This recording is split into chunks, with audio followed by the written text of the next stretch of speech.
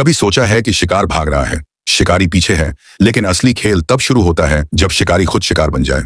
अब तक हमने देखा था अरिसु और उसके दोस्त एक ऐसी दुनिया में फंस चुके हैं जहां किसी को नहीं पता ये असली है या गेम। पर अरिसु जान चुका है यहां खेलोगे तो मौत पक्की है। पर अरिसु ये नहीं जानता कि इससे आगे उस पर क्या बीतेगा, कहां से ये सब शुरू होगा। और हम देखते हैं अब कहानी वहीं से उठती है जहां डेड और अलाइव गेम खत्म हुआ था। अरिसु, करूबे, चोटा और शिबुकी एक सुनसान अपार्टमेंट में रात काट रहे हैं। चोटा का पैर जला हुआ है, वो चल भी नहीं पा रहा। सब थके हुए हैं, डर के मारे किसी दीवार से टिके बैठे हैं। बाहर रात की हवा, अंदर मौत की खामोशी। शिबुकी का सच्चा चेहरा। इसी अंधेरे में शिबुकी अपनी पुरानी कहानी सुनाती है। वो एक बड़ी कंपनी में काम करती थी। प्रमोशन पाने के लिए उसने अपने बॉस के साथ रिश्ता बनाया, लेकिन एक रात नहाते वक्त लाइट बंद हो गई। वो बाहर निकली, उसका बॉस गायब था और वहीं से उसने पहला गेम खेला। बची तो इस बॉर्डरलैंड में फंस गई। उसे कोई पछतावा नहीं, बस अब उसे जीना है, चाहे किसी को भी धोखा देना पड़े। चोटा बेबस और फंसा। करूबे और अरिसु डिसाइड करते हैं कि वो अगले गेम खेलने निकलेंगे, क्योंकि चोटा की हालत इतनी खराब है कि वो कुछ कर नहीं सकता। शिबुकी कहती है वो चोटा के पास रहेगी, पर अरिसु देख नहीं पाता कि उनके जाते ही शिबुकी और चोटा दोनों खालीपन में एक दूसरे को पकड़ लेते हैं। डर, दर्द और मौत के साये में वो एक बेवकूफी भरी रात साथ गुजारते हैं। उधर अरिसु और करूबे एक और स्क्रीन बोर्ड के पीछे पीछे एक पुरानी अपार्टमेंट बिल्डिंग तक पहुंचते हैं। वहां पहले से 13 खिलाड़ी जमा हैं, सबकी आंखों में मौत का डर। एक आदमी निटोबी सबको रूल समझाता है। अब सबको प्लेइंग कार्ड्स के सिंबल्स का मतलब पता चलता है। Club team work games, diamond दिमाग के गेम्स, स्पेड फिजिकल ताकत के गेम्स, हार्ट सबसे खतरनाक साइकोलॉजिकल गेम्स। और आज का गेम 5 स्पेड्स मतलब फिजिकल गेम, मतलब जान पे बनाएगी। रूल्स भागना, बचना या मरना। गेम का नाम टैग पकड़म पकड़ाई, पर इसमें पकड़ने वाला शिकारी नहीं। 20 मिनट का टाइम। बम बिल्डिंग में कहीं एक सेफ रूम है, उसे ढूंढो। अगर नहीं मिला बम फटेगा। लेकिन बीच में घूम रहा है हॉर्स मास्क पहनकर टैगर, जिसके हाथ में मशीन गन है। 2 मिनट सबको मिलते हैं छुपने के लिए, फिर मौत की धुन बजती है। टैगर का शिकारी खेल। जैसे ही टाइम शुरू होता है, मास्क वाला टैगर बिल्डिंग में घूमता है, जो भी सामने आया गोली। निटोबे जिसने रूल्स बताए थे वो खुद पहला शिकार बनता है। एक बंदा बिल्डिंग से भागने की कोशिश करता है, पर वो लेजर से वही ढेर।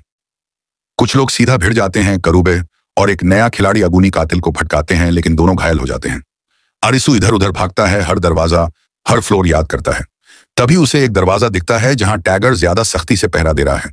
अरिसु को शक होता है यही सेफ रूम होगा।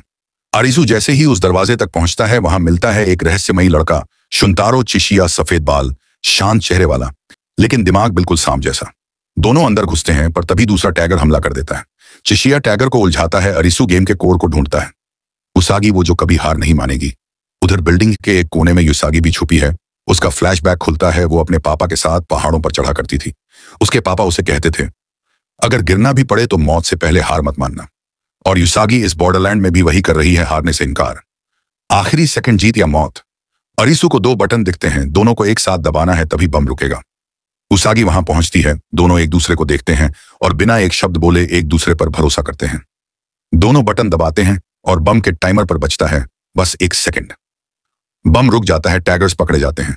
मास्क हटता है। वो भी आम लोग होते हैं जिनके गले में कॉलर लगा होता है।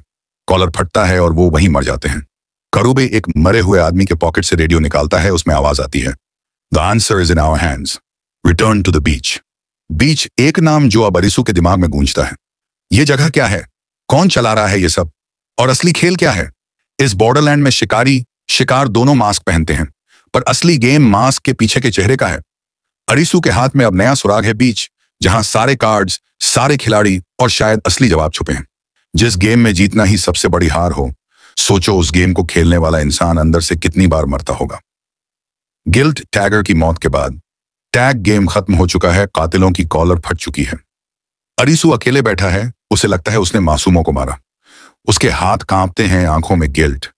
तभी उसागी उसके पास आती है, उसके कंधे पर हाथ रखकर कहती है, हार मत मान, ये दुनिया तभी जीतेगी जब तू हार जाएगा। लेकिन वो खुद भी जानती है इस दुनिया में कोई वादा पूरा नहीं होता। वापस अपार्टमेंट में चोटा और शिबुकी बैठे हैं। दोनों को पता है कि उनकी वीजा टाइम लिमिट खत्म होने वाली है। अगर वो आज रात गेम नहीं खेलते तो आसमान से मौत उतरेगी।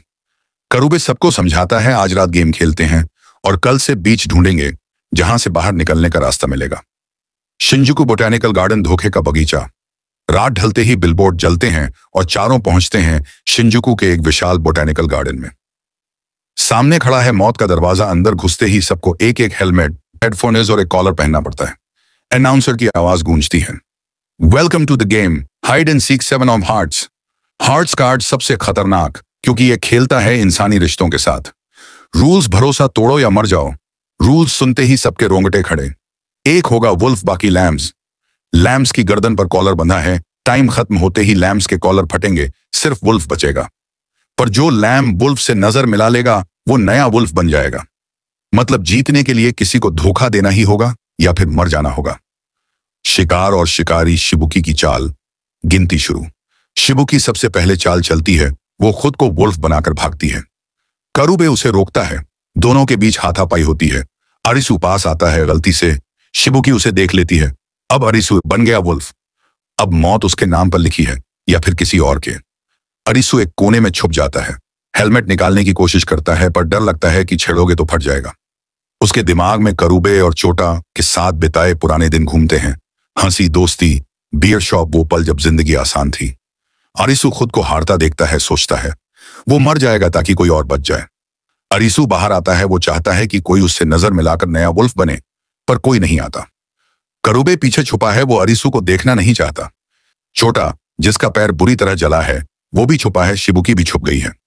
कोई भी अरिसु से नजर नहीं मिलाता क्योंकि वो सब उसे बचाना चाहते हैं। 15 मिनट मौत की टिक टिक। टाइमर खत्म होता है। पूरा बगीचा सन्नाटे से भर जाता है। एक पल में धड़ाम। अरिसु की आंखों के सामने उसके वो दोस्त जो उसके लिए जीते थे अब उसी के लिए मर गए। बॉर्डरलैंड में सबसे खतरनाक गेम वो नहीं जिसमें बंदूक चलती है। असली मौत वहां होती है जहां रिश्ते टूटते हैं।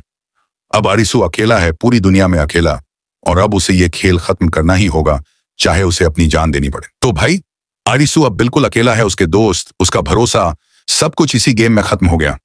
पर अब सवाल यह है, क्या अरिसु टूटकर हार मान जाएगा या अब वो बॉर्डरलैंड को उसकी ही भाषा में जवाब देगा? ये जानने के लिए जुड़े रहना, क्योंकि असली खेल तो अभी शुरू हुआ है। अगर तुम्हें यह वीडियो पसंद आया हो तो चैनल को सब्सक्राइब कर देना, बेल आइकन दबा देना, और अगले धमाकेदार एपिसोड में फिर मिलते हैं।